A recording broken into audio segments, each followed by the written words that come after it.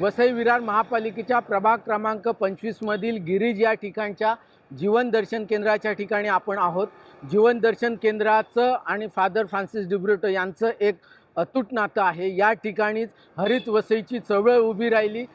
ज्यावेळी सरकारने वसईचा हरित पट्टा बिल्डरांना देऊ पाहिला त्यावेळी सरकारच्या विरोधात हरित वसईच्या संरक्षणाची चळवळ फादर फ्रान्सिस डिब्रुटो यांनी उभी केली। दुर्दैवाने आज फादर फ्रान्सिस डिब्रुटो आपल्यामध्ये नाहीत।